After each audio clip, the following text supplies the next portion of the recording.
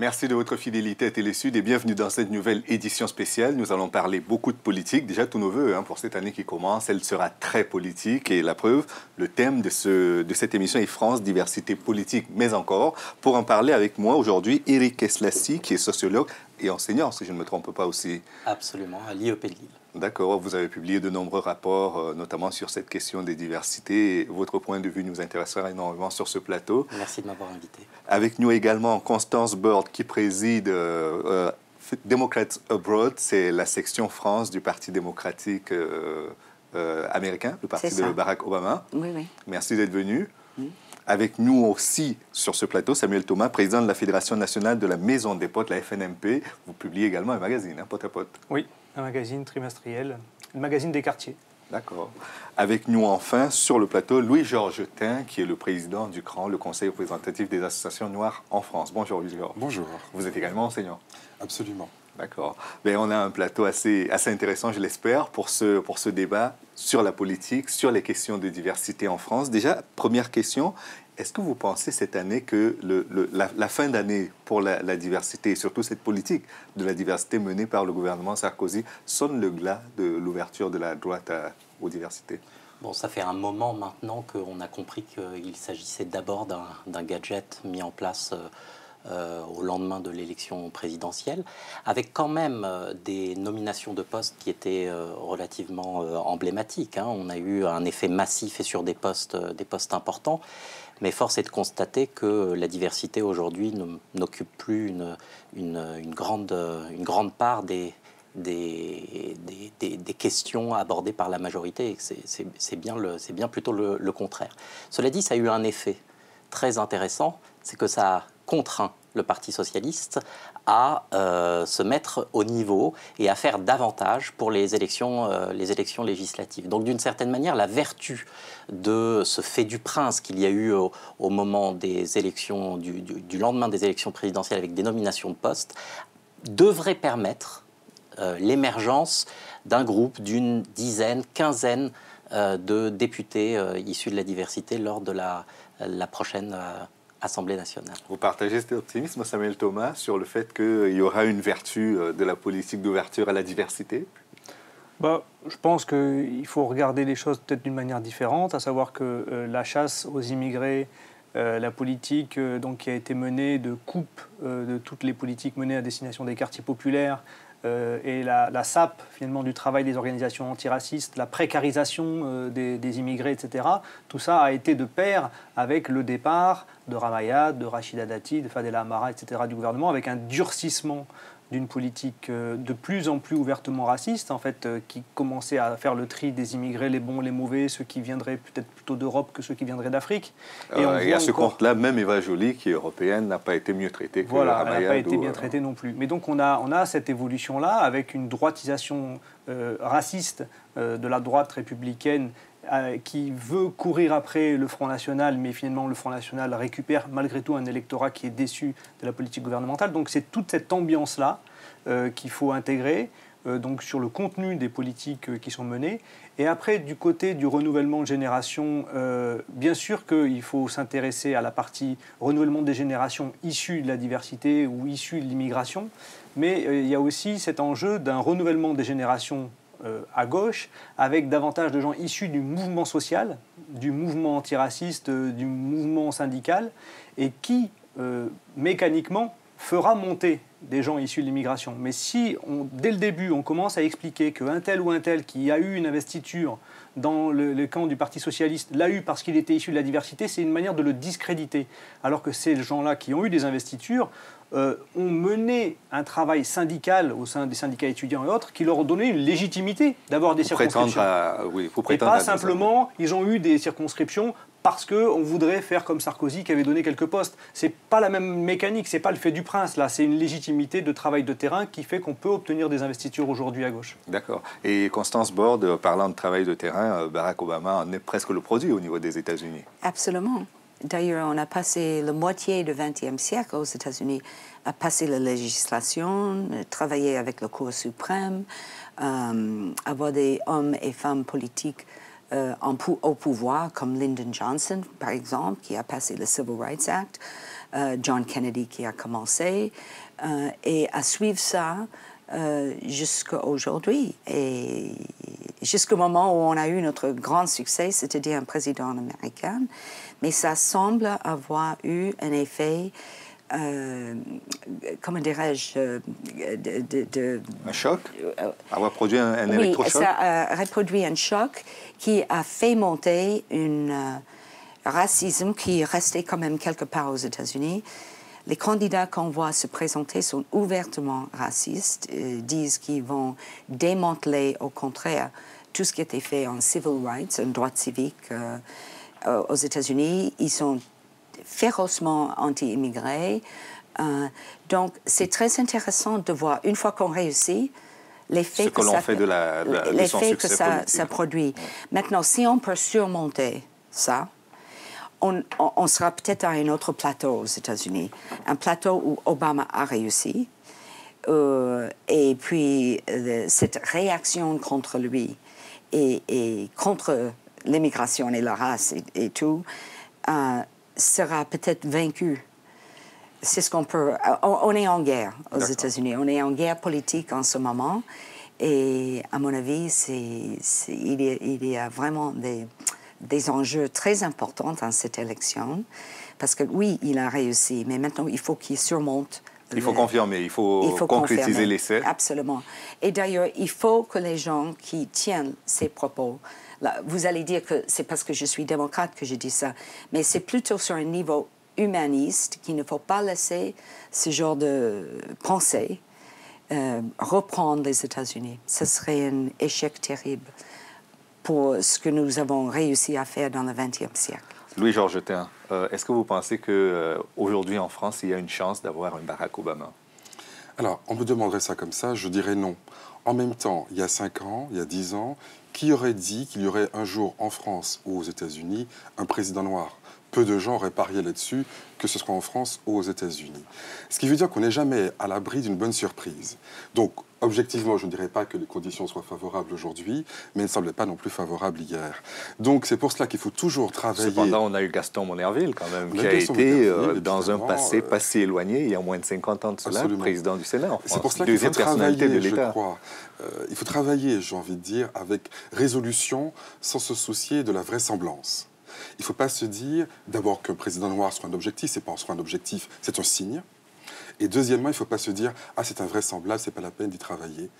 Ce qu'il faut en tout cas travailler, c'est effectivement la base, le terrain, l'action sociale, en intégrant les questions de diversité, parce qu'il ne faut pas les opposer comme c'est fait trop souvent. Et je pense que dans cette campagne électorale, quelqu'un comme Nicolas Sarkozy va devoir user de contorsion pour revenir à l'ancien Sarkozy, un nouveau changement après la rupture par rapport au changement de la rupture. Enfin, ça va être très compliqué pour lui, pour essayer de rattraper les choses. Ce sera peut-être la rupture du changement. C'est ça. Et effectivement, il est certain qu'il y a là des électeurs qui sont nombreux, qui sont très nombreux, et au moment de la campagne, on est prêt à dire parfois tout et n'importe quoi pour draguer l'électorat. Donc il faut quand même imaginer que les gens ne sont pas absolument oublieux, ils ne sont pas tous atteints d'agnosognosie, et ils se souviennent de ce qui a été fait ces derniers mois. Du coup, ça sera un peu difficile, je pense qu'il va ramer. D'accord. Et du côté du CRAN, est-ce que vous prévoyez une action particulière par rapport aux diversités dans leur globalité, puisque vous disiez tout à l'heure qu'on les oppose, mais qu'il n'y a pas de raison de le faire. Mais est-ce que vous allez prévoir une action dans ce sens?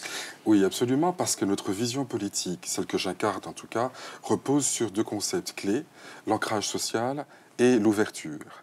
Et l'ouverture, on va la voir d'ici 10 jours, avec un programme que nous lançons dans Libération, un pacte pour l'égalité et la diversité, que nous lançons avec d'autres associations qui sont sur la lutte antisexiste, sur le handicap, sur l'homophobie, sur les discriminations liées à l'âge, ce qui veut dire que nous sommes conscients qu'il faut porter ce combat des Noirs, ce combat de la lutte contre le racisme et ce combat de la lutte contre toutes les discriminations. Donc l'ouverture à laquelle je pense, c'est celle-là. Il faut des combats spécifiques et il faut des combats convergents. D'accord. Aujourd'hui, en France, l'idée est très répandue que pour les femmes, on a réussi à faire un système de quotas qui n'est pas toujours respecté, mais l'idée est déjà là de faire la parité. Est-ce qu'il faudrait en arriver là pour les diversités aussi? Non. La réponse est claire, il ne faut pas en arriver à cette solution du quota. Pour les femmes, ça a été fait parce qu'il y avait un retard législatif dans l'accès à la politique, puisque les femmes n'ont obtenu le droit de vote qu'en 1944. Donc le Conseil constitutionnel a accepté la modification de la Constitution uniquement pour les femmes. Et d'ailleurs, lorsqu'une proposition de loi est faite pour qu'il y ait un quota dans les conseils d'administration, le Conseil constitutionnel dit non. Ce n'est pas la même situation qu'en politique, et donc nous refusons cette possibilité des quotas dans le monde économique. Donc il y a une spécificité de la question des femmes qu'il faut maintenir. Nous sommes dans un modèle républicain dans lequel nous ne pouvons pas établir avec certitude l'identité ethnique d'un individu. Par conséquent, les quotas, c'est une fausse bonne idée. D'abord, c'est sur le handicap. Oui, ça existe sur les handicaps. Pareil dans le monde de l'entreprise, hein, pour le handicap. Vous avez raison. Mais là, ça viendrait dans le monde politique établir un pourcentage. Comment vous faites pour déterminer le pourcentage de Noirs ou de Maghrébins que vous devez avoir dans une... Le CRA avait proposé qu'on fasse des statistiques ethniques. Oui, mais... C'est le combat que nous avons mené et gagné sur certains points. Par exemple, aujourd'hui, le CSA, depuis 2009, propose un baromètre de la diversité qui, chaque année, examine ce qu'il en est du paysage audiovisuel. Et nous avions mené campagne en 2006 pour cela. Le CSA l'a fait en 2008.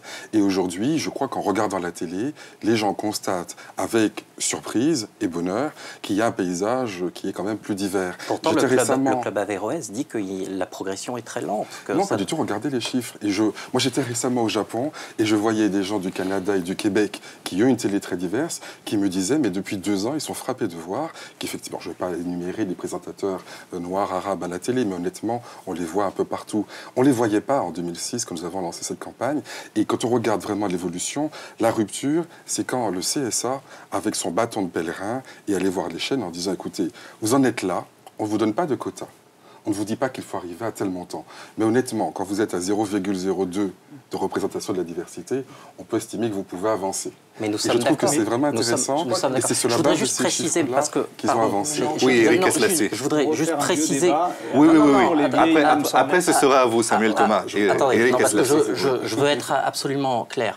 Je partage avec Louis Georgetin l'idée qu'il faut pouvoir mesurer la diversité dans certains champs spécifiques.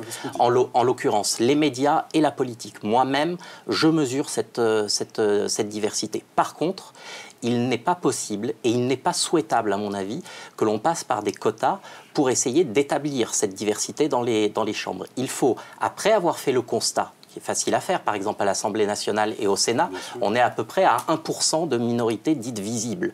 Donc les choses sont assez claires. Il faut passer par des solutions politiques qui permettent de faire émerger ces minorités visibles et en aucun cas passer par le quota qui, de toute façon, est anticonstitutionnel. Donc, d'une certaine manière, il faut arrêter de discuter de cela et il faut plutôt se pencher sur les solutions qui sont en conformité avec notre Constitution. Samuel Thomas. Je crois que le problème, depuis le début des débats qu'on a eus depuis Sarkozy, qui a voulu mettre la diversité à la place de la lutte contre les discriminations, à chaque fois, on se trompe complètement de débat. C'est-à-dire qu'on n'en a absolument rien à faire que Harry Roselmatt qui soit noir.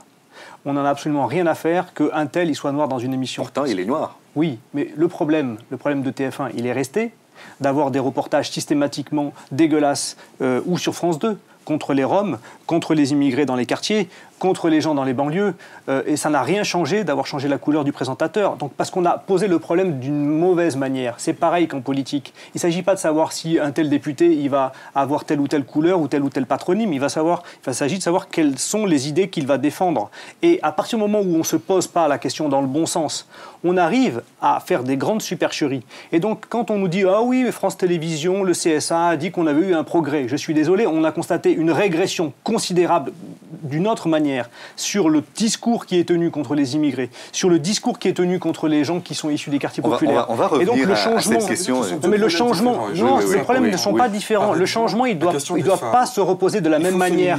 Excuse-moi, on ne doit pas revenir. Excuse-moi, on ne doit pas revenir à une arnaque qu'on a vécue depuis le début de Sarkozy au pouvoir, qui était de nous faire parler de ça pour éviter de parler d'autre chose. Donc, si on voulait inverser le débat aujourd'hui, il faudrait poser la question comment on fait pour avoir dans la télévision française des gens qui sont en ancrage avec les quartiers populaires, parce que il faut comparer d'autres pourcentages. On va en parler. C'est vrai que c'est un débat qui est tout aussi passionnant que celui sur la diversité en politique. Mais combien d'hommes politiques sont issus des classes populaires et combien de journalistes sont issus des classes populaires? Quand on se constate que dans un cas comme dans l'autre, les journalistes sont issus des classes moyennes supérieures comme les hommes politiques, à la fin du compte, on a ce différentiel de représentation qui va de pair avec l'absence de représentation de la classe populaire dans les deux instances, l'instance médiatique et l'instance politique. Donc il faut se poser aussi la question de comment faire émerger les classes populaires dans le monde journalistique et dans le monde politique. Et en le faisant, on aboutira à un renouvellement des origines aussi. Très bien, parce que si on voulait continuer dans cette veine, on pourrait dire, mais la France, elle va jusqu'aux Antilles, mais quand vous regardez le bulletin météo, et ça c'est Claude Issière qui le dit, il est quand même frappant de remarquer qu'on a la météo sur le plan strictement hexagonal. Il n'y a pas de météo de la Guadeloupe, de la Martinique ou de la Guyane. On pourrait poser ce débat parce qu'il est véritablement intéressant, mais nous parlons de politique et vous aviez probablement une remarque, Constance Borne. Nous, on pense que la discrimination positive et les quotas marchent, mais pas partout. C'est-à-dire, si vous le faites sur les bons niveaux, au niveau de l'éducation, nous pensons aux États-Unis que c'est essentiel. Parce que vous n'allez pas avoir un journaliste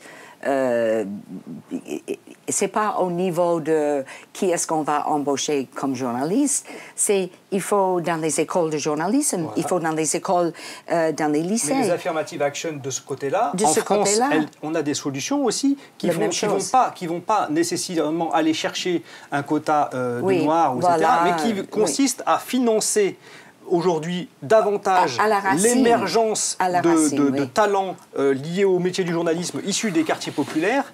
Et pour cela, il y a des bourses, il y a des moyens à la solution affirmative qui sont possibles. Oui, parce que c'est vrai que on est en train de autre chose. Il y a énormément de mécanismes. C'est très sophistiqué, les quotas. C'est pas aussi... Oui, d'ailleurs, depuis 1978, sauf erreur, aux États-Unis, les quotas rigides sont interdits. Il y a l'arrêt Beck qui dit que les quotas sont interdits. Oui, donc on a aussi ça, c'est grâce à qui? Les gens qui sont contre les quotas, les gens plus conservateurs, qui pensent que les quotas est mauvais pour les Blancs, par exemple. Peut-être, mais donc quand vous dites qu'il y a aujourd'hui des mécanismes de quotas dans l'éducation, c'est beaucoup plus complexe que ça. En fait, le quota tel qu'on l'entend en France n'existe même plus aux États-Unis. Mais je vais vous dire où le quota marche aussi, c'est dans les partis politiques même. Dans le parti démocrate, pas dans le parti républicain, on est obligé. Vous voyez, à ce niveau-là, c'est pas sur les élections. On l'impose soi-même. Voilà, on se l'impose soi-même. Obligé de voter. Un point qui est très important. Un point qui est très important, c'est que je pense que pour ce qui concerne la politique, on ne peut pas faire fi d'un problème spécifique qui concerne la couleur de la peau. Il y a un problème social évident. Samuel Thomas a raison. Par exemple, le profil type de l'élu sur le plan national est clair. C'est un homme blanc de plus de 55 ans, issu des couches sociales supérieures. Sauf que quand on regarde la distribution des investitures dans les partis politiques, on est obligé de constater qu'un noir ou un maghrébin doit faire davantage ses preuves que quelqu'un qui est blanc. Voilà, c'est clair, net et précis. Et donc on ne peut pas faire l'économie de cette question. Évidemment, ça nous heurte parce que notre modèle républicain est colorblind, mais on ne peut pas continuer... Colorblind, c'est un anglicisme pour dire qu'il ne distingue pas les couleurs. Oui, on ne peut pas... C'est pas moi qui vais nier ce que dit Eric Eslassi. Je voulais juste continuer. Oui. Essayons de voir les choses d'un autre regard. 100% des Français sont discriminables. On s'imagine en général que la discrimination, c'est l'autre, le combat des minorités, auquel on s'intéresse par charité, par supplément d'âme, par grandeur, voilà. Pas du tout. Si vous en tenez, par exemple, aux 5 critères européens de discrimination, vous ajoutez les femmes, les homosexuels, les personnes en situation de handicap, les personnes d'origine diverses, les personnes âgées, les jeunes, ça fait quand même 80% de la population. Et ceux qui restent, qui ne correspondent pas donc au profil que je viens de dire, ce sont des gens qui ont été jeunes un jour, je pense, et qui sont appelés à vieillir, et qui sont donc également concernés par la discrimination, qui le seront ou qui l'ont été, le plus souvent du reste, sans le savoir. Il faut donc poser le problème comme cela. Ce n'est pas le problème des autres, ça nous concerne tous individuellement, directement. Et je crois qu'il faut distiller ce message. Donc que les gens s'approprient cette problématique qui est, après tout, l'article 1 de notre Constitution. Ce n'est pas quelque chose qu'il faut faire en plus si on est sympa et si l'agenda politique le permet. C'est la base de notre Constitution, c'est notre existence personnelle, même si la plupart du temps, elles sont invisibles, ces discriminations. Mais la discrimination concernant les personnes âgées, ça veut dire quoi? C'est la relégation dans l'espace professionnel. Pour les jeunes, c'est l'impossibilité d'entrer dans l'espace professionnel. Pour les femmes, c'est le plafond de verre. C'est aussi, vous avez une grossesse, vous avez moins de chances d'avoir un boulot, etc., etc. Ça concerne tout le monde. Simplement, rares sont les gens qui en sont conscients. Et c'est vrai que quand on vous refuse un emploi, une augmentation, on vous dit rarement, c'est parce que vous êtes noir, parce que vous êtes une femme, parce que vous avez plus de 50 ans, parce que vous avez moins de 30 ans. Ça ne se dit pas. Mais il faut qu'il y ait cette conscience de la discrimination. Ou alors parce que vous avez plus de 50 ans. Et cette question concerne tout le monde. Et c'est cette impossibilité à comprendre l'universalité, j'ai envie de dire, et des droits de l'homme, et de l'exclusion des droits de l'homme, qui est l'obstacle et le déni qu'il faut combattre. C'est vrai qu'on j'essaie de ramener cette question à la politique, mais on va parler des discriminations. C'est aussi l'un des aspects de... La discrimination existe dans le monde politique. Ce que disait Éric Eslassi tout à l'heure est parfaitement vrai, à savoir qu'il y a des barrières qui sont faites à un certain nombre de leaders politiques qui sont d'origine maghrébine, d'origine africaine, qui sont aujourd'hui élus municipaux, maires adjoints, etc., et qui, quand ils veulent conquérir le poste de maire qui est laissé vacant par un maire qui prend sa retraite, eh bien, curieusement, alors qu'ils ont un ancrage populaire réel, alors qu'ils ont un travail de terrain qui en fait des parfaitement bons maires avec une capacité à véritablement soulever l'enthousiasme de la population, finalement, on voit que dans des investitures internes au parti, on leur dit oui, écoute, je pense que l'opinion publique n'est pas encore prête, que ce soit quelqu'un qui est de ton profil, etc. Et donc, c'est vrai que cette discrimination, elle existe, mais il faut la traiter sous l'angle de la discrimination et la combattre sous l'angle de la discrimination. Il faut s'attaquer aux préjugés et au décalage qu'ont souvent les hommes politiques avec l'opinion publique, qu'ils croient racistes, en disant « moi, je ne le suis pas, mais l'opinion publique l'est ». Samuel Thomas, vous me prêtez une perche, vous me tendez une perche que je n'avais pas manqué de saisir. Est-ce qu'il n'y a pas une vraie dichotomie finalement dans la société française? Parce que dans le classement en décembre, chaque année, de la personnalité préférée des Français, il est quand même frappant de remarquer que pour cette année, on a 3 personnalités qui sont français d'origine étrangère. Les 9 premiers même. Les 9 premiers, voilà. Les 9 premiers. On a Yannick Noah qui en a pris un titre foncier sur le titre. On a Omar Sy.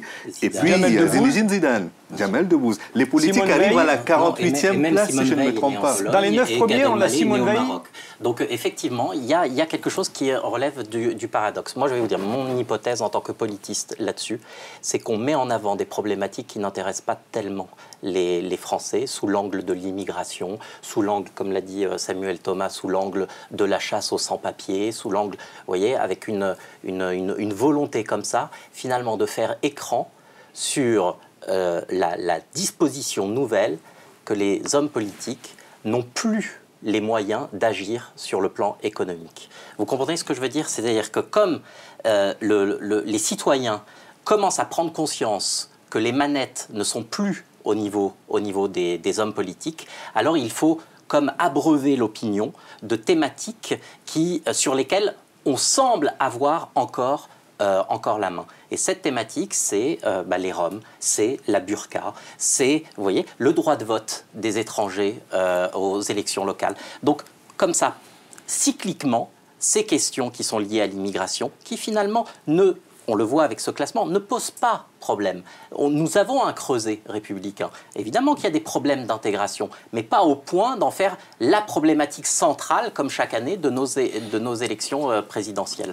Et donc, il serait temps, effectivement, qu'on traite les vrais problèmes. Pour aller dans ce sens-là, il faut juste intégrer une chose, c'est que les Français sont comparés aux Américains, aux Danois, aux Suédois, aux Italiens, aux Allemands, etc., sur leur capacité d'accepter, par exemple, que leur enfant se marie avec un musulman, ou que leur fille se marie avec un musulman. Il y a 80% des Français qui sont d'accord et qui acceptent sans le moindre problème que leur fille ou leur garçon se marie avec un musulman. Même dans les faits, dans les mariages dans les faits, mixtes mais sont dans les beaucoup plus enquêtes importants d'opinion en France. comparées, et on est le premier pays de très loin, si on compare aux États-Unis, à l'Allemagne, à l'Italie, à l'Espagne, etc., à beaucoup de pays, on est de très loin le premier sur cette capacité qu'ont les Français à ne pas juger quelqu'un sur son origine ou sur sa religion. Donc, on sait qu'il y a... Tant qu'il ne veut pas devenir maire d'arrondissement ou président Non, de les la Français République. sont d'accord pour élire un Absolument. maire d'arrondissement qui soit issu de l'immigration ou qui soit conseiller général ou président du conseil général. Ce sont finalement ceux qui ont le plus de préjugés, ce sont ceux qui pensent que les autres ont des préjugés. Mais de l'autre côté, quand vous prenez... Le plus grand nombre d'actes de C'est-à-dire le racisme patron sont commis par de des gens restaurant qui va vous préjugent dire, du racisme moi, j'ai des pas de autres. problème avec les Noirs ou les Arabes, Ce sont les clients. mais vous comprenez, ce sont des clients, donc je ne peux pas vous embaucher. Donc c'est pas, je vous discrimine pour anticiper un rejet. On lutte contre l'exclusion par l'exclusion. Moi, je voudrais dire quelque chose parce que c'est cette logique de sous-traitance dans laquelle nous nous trouvons. L'État, en général, considère que cette mission de lutte contre les discriminations, je le disais, c'est le supplément d'âme. Et donc, éventuellement, sur les sympas, on donne quelques sous à quelques assos. D'ailleurs, c'est de moins en moins le cas. Et il ne prend pas à sa charge cette mission régalienne qui est celle de l'article 1 de la Constitution. Regardez l'éducation. L'éducation, c'est très important, autant que l'égalité. Je ne voudrais pas choisir entre les deux. Mais l'éducation n'est pas confiée en France uniquement à quelques associations, si sympathiques soient-elles. On a un ministère de l'Éducation nationale. Il y a des professeurs qui sont payés pour ça. Qui a ici une mission régalienne pour lutter pour l'égalité? Il n'y a pas de ministère de l'égalité ou de la lutte contre les discriminations. Ça, c'est un problème. C'est censé être fait partout, c'est fait nulle part. Et je crois que c'est une véritable difficulté parce qu'il y a quelques sous-directions au ministère de l'Intérieur. Je me demande s'il n'y a pas un conflit d'intérêts. Il y a quelques voilà, mais il n'y a pas de Et puis il y a des conseillers interministériels aussi, des délégations il y a interministérielles. des délégations interministérielles, mais moi je crois qu'il faut un ministère d'État chargé de cette question-là. Vous voyez, la santé, c'est très important. Il y a un ministère de la Santé. Eh bien, si l'égalité, c'était aussi important que l'éducation ou la santé, on devrait y consacrer des politiques publiques importantes avec des ministères identifiables. On est censé avoir un haut commissaire. Je dis, on est censé avoir. Voilà, c'est ça, sans budget et sans administration. Constance Borde, Oui. les États-Unis, sur la question de l'égalité des droits civiques, tout simplement, sont partis de très loin. Pourtant, c'est ce pays qui a quand même réussi à faire élire un noir à la fois pour les primaires au sein du Parti démocrate, ensuite comme président de la République. Quelle a été la recette du succès? Ceci dit, on voit beaucoup d'hommes et femmes politiques noirs dans les villes américaines. C'est drôle, beaucoup de maires, beaucoup de conseils locaux noirs. On n'a pas vu beaucoup sur les très hauts placés à Washington, bien qu'il y avait Condoleezza Rice quand même, il y avait Colin Powell, et nous avons maintenant le président. Donc, ça dit quand même quelque chose. Dans le Congrès, moins, je ne sais pas pourquoi. Ça, c'est des Pourtant, c'est la démocratie locale. des quand même. places. Oui. Non, oui et non. Oui En et partie. non. Oui, parce que c'est C'est un peu élu comme- localement, c'est vrai. C'est vrai, mais ça va à Washington, c'est un autre niveau. Je me demande s'il n'y a même pas un peu de discrimination, justement, à l'intérieur de la politique, sur où on élit, où on élit les minorités. Mais enfin, je crois qu'on a réussi le coup. Le tout, c'est de ne pas démanteler le système maintenant que nous sommes arrivés là.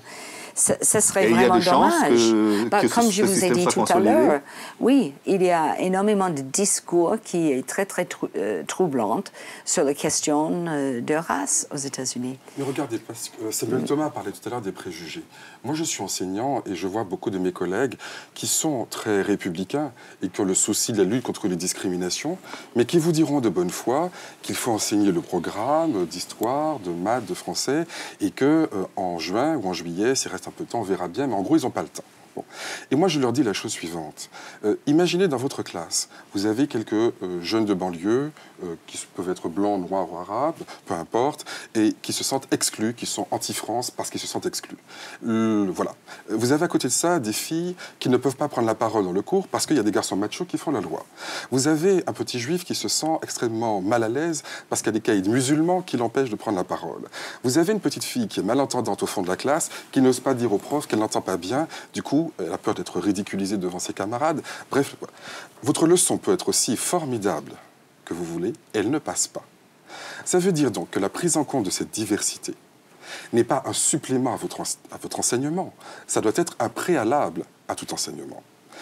Donc ce n'est pas un supplément, c'est un préalable, et c'est à tous les niveaux, au niveau politique, au niveau éducatif, qu'il faut agir, et c'est pour cela que c'est une question essentielle.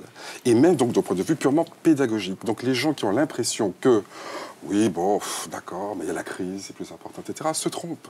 C'est à partir de là qu'on rétablit les conditions de toute politique future, de toute pédagogie future, de toute existence commune future. Sciences Po Paris avait décidé de faire un quota de personnes... Non, monsieur, il n'y a pas de quota. Rectifier. Pardon, oui, il n'y a pas de quota à Sciences Po Paris.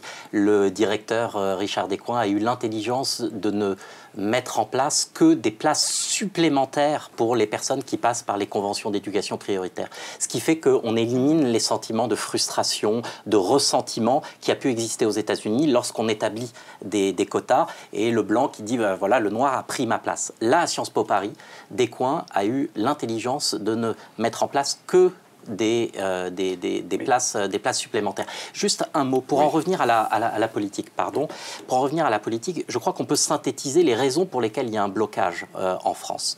La première raison, ce sont les partis politiques qui bloquent au moment des investitures. Pourquoi ?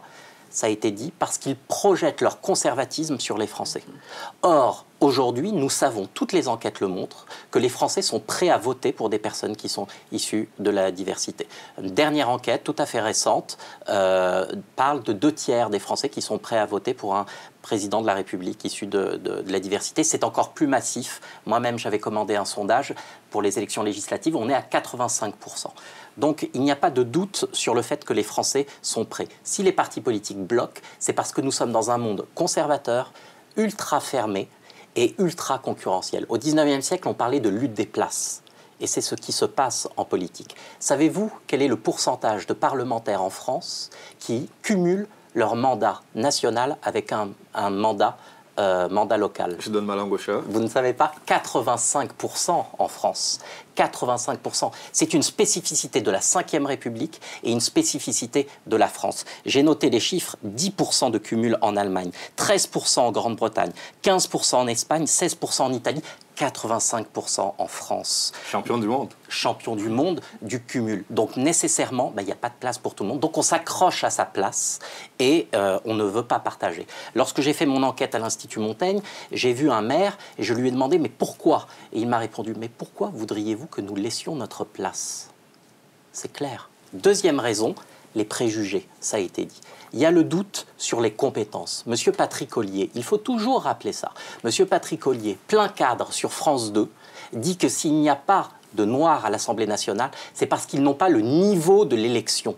Doute sur les compétences. Un Noir n'a pas les compétences pour être élu suivant ce monsieur. Doute sur l'appartenance nationale. Sont-ils vraiment français? Ce doute-là continue à exister. Troisième raison, et j'en termine, il faut aussi reconnaître qu'il y a une responsabilité du côté des minorités visibles. Certes, il n'y a pas assez d'engagement politique. C'est vrai que les partis politiques leur ferment la porte, mais n'empêche qu'ils devraient essayer de bousculer davantage. Ils devraient entrer davantage dans les formations politiques et essayer de faire leur trou. C'est difficile, mais ils devraient le faire davantage. Dernière chose, ils ne le font pas assez, à mon sens. Et dernière chose, la solidarité qui devrait exister entre les minorités visibles n'est pas assez forte. Il y a un certain nombre d'élus des minorités visibles que j'ai rencontrés et qui m'ont dit on a vraiment l'impression que ceux qui accèdent à des postes importants ferment la porte derrière eux parce qu'ils ont peur d'être concurrencés. Pour la dernière présidentielle, il y avait eu un taux de participation très important, malgré l'abstentionnisme que l'on a remarqué au cours des autres élections intermédiaires. Cette année aussi, il y a un taux d'inscription plus faible. Oui, alors certains disent... Sur les listes électorales. Certains disent que la majorité n'a pas fait son travail, que les pouvoirs publics n'ont pas fait leur travail en faisant suffisamment la promotion de cette inscription sur les listes.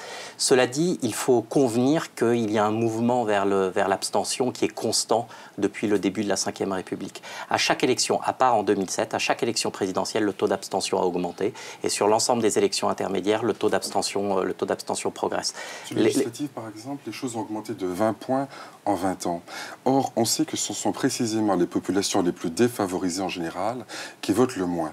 Que ce soit d'ailleurs les jeunes ou les personnes très âgées ou en situation de handicap ou dans des lieux très éloignés des urnes finalement, quand on est dans un village très éloigné, dans un milieu rural.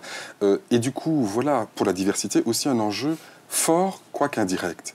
Parce que nous savons aussi, par des enquêtes diverses, que la diversité est surreprésentée parmi les abstentionnistes. Ce qui veut dire qu'il y a un élan démographique, mais il y a en même temps un contre-élan abstentionniste. Et donc, qu'il y ait beaucoup de jeunes de la diversité est une réalité, mais ils votent moins qu'avant. Et au fond, c'est pour cela que le CRAN a lancé une campagne sur le vote obligatoire. C'est une idée qui ne sort pas de nulle part. Elle existe dans plusieurs pays. C'est pas très respectueux des libertés non plus. Pourrait-on dire, mais le vote est un droit, mais aussi un devoir. Cela existe en Grèce, en Belgique, au Brésil, en Australie, dans pas mal de pays qui sont des démocraties. Et nous avons fait un sondage avec Denis Sofres qui montre que, tenez-vous bien, 57% des Français sont plutôt ou tout à fait favorables à la mise en place de cette mesure. C'est une mesure civique. C'est aussi une mesure sociale. Pourquoi ? Parce que les plus défavorisés ne votent pas, parce qu'ils se disent les politiques ne s'intéressent pas à nous. Et effectivement, les politiques ont tendance à moins s'intéresser à eux. Pourquoi ? Parce que les gens ne votent pas. Donc c'est qu'un cercle vicieux qu'il faut briser. Oui. Et on parle par exemple de Lula. Lula qui a été porté au Brésil, etc. Mais Lula n'a pas été porté par un vote populaire exactement comme ça s'est fait aux États-Unis. Il a été porté parce que les gens de toute façon étaient obligés de voter et finalement ils se sont dit un syndicaliste, on n'avait jamais vu ça, il nous ressemble, on vote pour lui puisque de toute façon on vote. Et je crois que c'est très important de poser ce débat qui est une idée neuve dans l'espace public que nous portons. Alors, il y a la question des sanctions. Nous sommes contre les sanctions financières ou civiques, mais je crois qu'il faut imposer ce principe très fortement. C'est une idée neuve dans la campagne que nous lançons. Et puisqu'il y a une majorité de Français qui y sont favorables, je pense que ça vaut le coup, en tout cas, de réfléchir à cette proposition. D'accord, Samuel Thomas. Le problème, c'est à chaque fois les solutions un petit peu artificielles qui ne résolvent pas le problème de fond. Le problème du désengagement dans la vie politique, il faut regarder qu'il va aussi du désengagement dans le combat associatif et dans le combat syndical et dans l'action sociale. C'est-à-dire qu'on s'aperçoit que dans les milieux modestes, le nombre de personnes qui sont investies à la fédération de parents d'élèves, dans le syndicat, etc., il est faible et parce que les gens ont d'autres priorités dans la vie. D'abord, il faut aller manger avant d'aller s'occuper de la cause collective. Et donc, renforcer la citoyenneté, c'est renforcer les forces associatives qui font de la contestation sociale. Au niveau de la Fédération des Maisons des Potes, on a consacré un pot-à-pot aux associations qui font de l'action militante, de l'action citoyenne. Et on s'est rendu compte que finalement, toutes les associations ont témoigné que les mécanismes de subvention aller vers la technicisation des associations. Toutes les associations qui étaient militantes, qui faisaient de l'action collective, qui faisaient de la lutte, de l'action, de la citoyenneté, se voyaient couper les subventions parce qu'elles n'étaient pas assez dociles. Et puis, il fallait devenir des sous-traitants des politiques publiques pour avoir des financements. Et finalement, on a un mécanisme comme ça de désengagement des gens dans les formes de lutte associative qui préfigure un désengagement au niveau électoral. Donc, pour renforcer la citoyenneté, il faut renforcer les forces associatives. Il faut des moyens de financement qui garantissent la sécurité des financements des associations qui osent contester le pouvoir en place. Il faut un système, un petit peu comme les syndicats sont protégés, ils ont un système de financement qui leur garantit d'avoir des moyens d'agir, même s'ils ne font pas plaisir au patronat. Pour le mouvement associatif et les forces de citoyenneté, c'est pareil. Il faut sécuriser les moyens des associations qui font de la lutte citoyenne, alors qu'aujourd'hui, on a quand même des coupes sombres, des coupes sévères sur les financements des associations qui osent organiser des débats publics. Au niveau des maisons des potes, on a fait 3 tours de France de débats publics dans les quartiers et on s'est rendu compte que les associations avaient peur souvent de les organiser. Tellement elles avaient peur des représailles. Il y a des enquêtes qui ont été menées, par exemple, au Brésil, et qui montrent que le vote obligatoire est une obligation qui pèse moins, en fait, sur les citoyens que sur les élus. Parce que les élus, très souvent, y compris en France, sont élus en fait avec 20-25% des voix, et notamment le centre-ville. Et ce qui s'est passé au Brésil, qui pourrait se passer ailleurs, c'est que quand les élus savent que tout le monde va voter parce que c'est une obligation, ils se disent « Ah, il faut quand même que j'ai un discours, un programme et des actions, non pas simplement pour le petit centre-ville, mais pour l'ensemble de la ville. » Mais est-ce que, cela ne rend pas intéressant ce débat qui a été ouvert avec la présidence du Sénat par la gauche, une victoire historique quand même, hein, sur la question du droit de vote des personnes résidentes étrangères? Voilà, je crois que c'est une question globale. Il faut que les étrangers puissent voter à ce niveau-là, il faut que les Français puissent voter, il faut aussi faciliter l'inscription sur les listes, faciliter le fait de se rendre, parce qu'il y a beaucoup de gens qui se disent « mais moi je dois prendre ma voiture pour aller voter, avec l'essence, le prix où c'est pas possible ». Or, on voit bien que la question de l'abstention, elle est fondamentale. J'ai envie de dire, à qui profite-t-elle? À partir du moment où les plus démunis ne votent pas, il est évident que ça favorise les politiques conservatrices, de droite ou de gauche d'ailleurs. Et à gauche, on a une gauche qui n'est plus tellement sociale, qui est une gauche gestionnaire. Et à droite, le gaullisme social est lui aussi mort. C'est le gaullisme, des milliardaires, c'est plus du gaullisme. Et donc, cette question sociale, elle est en déshérence parce que les gens du peuple votent de moins en moins. Et c'est ça le problème. Donc, c'est-à-dire que la question du vote obligatoire n'est pas simplement une question civique, c'est une question sociale. Je suis tout à fait d'accord avec ce qui vient d'être dit. Lorsque j'avais fait mon rapport pour l'Institut Montaigne en 2009, l'une des propositions était effectivement de donner le droit de vote aux étrangers aux élections municipales. Lorsqu'on regarde les pays étrangers, et c'est le cas aux étrangers, évidemment, résidents. Oui, et puis hors Union européenne. Parce qu'eux, ils votent déjà, de toute façon. Parce qu'eux ont le droit de voter. Au municipal. Aux pays et aux européennes. Aux Pays-Bas, c'est l'un des premiers pays à avoir accordé le droit de vote aux étrangers lors des élections municipales, et ça a diffusé dans l'ensemble de la vie politique un certain nombre de personnalités qui sont parties du local et qui ont pu monter vers le national. Et aujourd'hui, au jour d'aujourd'hui, le Parlement néerlandais est le seul à avoir une représentation de la diversité qui est supérieure au poids qu'elle représente dans la population. On a 12% de députés issus de la diversité dans la chambre hollandaise. Donc on devrait s'inspirer de ce modèle-là. Non seulement c'est accorder un droit de citoyen plein et entier, mais en plus ça a des vertus sur l'implication des enfants. Parce que les enfants disent « mais pourquoi est-ce que je vais aller voter à un pays qui n'accorde qu'une demi-citoyenneté à mes parents ou à mes grands-parents ?» En donnant ce droit de vote aux étrangers, pour les absolument, c'est incitatif. Et donc on obtient un gain sur plusieurs tableaux. Moins de désenchantement démocratique, plus de diversité au Parlement et une société apaisée. Et ce raisonnement qui fait que je vais avoir confiance dans ce pays parce qu'il a confiance envers mes parents, parce qu'il a donné à mes parents le droit d'être des citoyens reconnus, parce que c'est normal qu'on leur ait donné la parole, ils en savent plus que moi même sur ce qui se passe dans ce pays. Moi, j'ai 18 ans, on m'a donné le droit de vote, mes parents, ils sont là depuis 20 ans, pourquoi est-ce qu'ils n'ont pas le droit de vote? Pourquoi est-ce que j'irai voter alors que mes parents ne peuvent pas voter? Et ils sont légitimes. Donc c'est vrai que c'est un élément moteur pour la citoyenneté, même des jeunes générations, qu'on voit loin de la politique. Mais là-dessus, justement, parmi les 10 propositions qu'on a fait aux candidats à l'élection présidentielle, il y en a une qui est l'ouverture des emplois fermés, des emplois publics aux non-européens. Et ça veut dire qu'à la SNCF, on demande qu'il n'y ait pas de conditions de nationalité pour travailler à la SNCF, ou pour enseigner à l'éducation nationale, ou pour travailler dans les hôpitaux. Et on prend exemple sur une entreprise, la RATP, qui a ouvert les emplois de la RATP aux étrangers non-européens, sans discrimination, depuis 2002, parce que les jeunes dans les quartiers l'ont réclamé aux agents RATP qui allaient faire de la médiation et les agents RATP allaient demander aux jeunes de bien se comporter vis-à-vis de la RATP. Et c'est tout de suite monté comme revendication. Je me comporterai bien avec vous si vous respectez mes parents. Si mes parents ont le droit d'aller travailler chez vous, d'être chauffeur de bus chez vous. Et la RATP a donné le droit aux étrangers de travailler à la RATP sans discrimination parce que ce sont les enfants d'étrangers qui l'ont réclamé. Et la logique en tout cas, c'est qu'il faut que, si on veut inciter les gens à participer à la vie politique, il y a besoin de beaucoup plus de politique à destination des quartiers populaires et des gens issus de l'immigration. C'est aussi, on attend de la vie politique qu'elle s'intéresse à vous, qu'elle s'intéresse à vos parents, qu'elle lui donne davantage de possibilités. C'est un retour d'ascenseur, en quelque sorte, que l'on pourrait... Je vais aller voter pour ceux qui s'occupent de nous. Absolument, oui. qu'on ait ce discours de justice sociale, bien sûr, même de morale politique, je ne suis pas du tout opposé à ce discours, il y a aussi des arguments d'intérêt économique. En ce moment, nous avons la polémique sur les étudiants étrangers. Oui. On va à Harvard, on est frappé de voir la diversité des gens à Harvard. Enfin, c'est énorme. Nos grandes écoles. Nos grandes écoles, là, il y a un problème. Si on veut être compétitif au niveau international, gagner la bataille de l'intelligence, on ne peut pas la gagner uniquement en restant sur son quant à soi.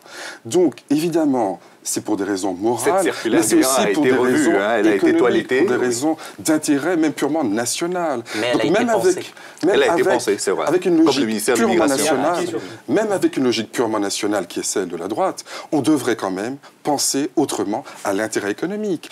Or, moi, ce que je dis, c'est que je suis ravi qu'il y ait quand même cette mobilisation pour les étudiants étrangers dans les grandes écoles. Simplement, les étrangers ne sont pas tous dans des grandes écoles. Alors, évidemment, les étudiants étrangers, c'est quelque chose de symbolique, mais il y a des étrangers qui sont beaucoup plus pauvres et qui intéressent beaucoup moins. Et j'ai envie qu'on parle aussi de cela. Constance Borde, vous êtes en France. Mais à ce moment-là, il y a des problèmes aussi, parce qu'il faut que vous réglez votre immigration dans le pays pour être sûr que vous avez la crème de la crème qui viennent de notre pays, de l'Inde, de Chine, qui ont déjà un niveau d'éducation pour aller à Harvard ou à MIT. Avant de régler cette question, il y a déjà la question des zones d'éducation prioritaires qui n'ont pas toujours accès à l'éducation ou en tout cas pas la même éducation que tout le monde, avant même la question des étrangers. Parce que c'est vrai que sur un certain niveau, nous n'avons pas de problème aux États-Unis, mais un problème qui est en train de se créer, et ça c'est assez incroyable, c'est que nous n'avons pas les législations d'immigration pour garder les gens. Donc on fait une éducation extraordinaire, mais après ça, on les met dehors. On dit bye-bye et ils retournent à leur pays. Il y a beaucoup qui voudraient rester. Mais les législations récentes sont contre notre intérêt aux États-Unis. Il faut savoir aussi qu'on a un intérêt d'avoir des immigrés. Nous avons toujours pensé ça aux États-Unis. Mais maintenant, on ne pense plus. Ne pense plus. Je crois qu'il faut mettre en avant ces logiques d'intérêt économique aussi, qui se trouvent en accord avec la justice sociale. Alors tant mieux. Il y a un équilibre très délicat.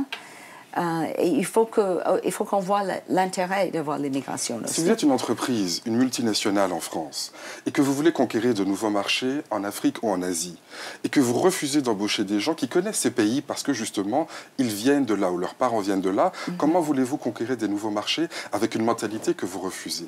L'exemple le plus emblématique, c'est celui des JO de 2012. Il y a avec la victoire de Londres, oui. Voilà, sur Paris. Et il y a une athlète antillaise qui a fait une tribune remarquable dans Libération. Elle a dit, il y avait une espèce de petit spot magnifique fait par M. Biesson, j'ai rien contre lui d'ailleurs, et qui présentait un Paris magnifique, le Paris éternel, Montmartre, Amélie Poulain, etc., et qui montrait à quel point les Jeux Olympiques à Paris, c'était bien pour Paris. À Londres, qu'est-ce qu'ils ont fait? Ils ont fait une vidéo qui montrait, non pas Londres, l'Angleterre, mais qui montrait le monde entier. Et qui montrait que les JO à Londres, c'était bon pour le monde. Et c'est pas simplement une question de présentation.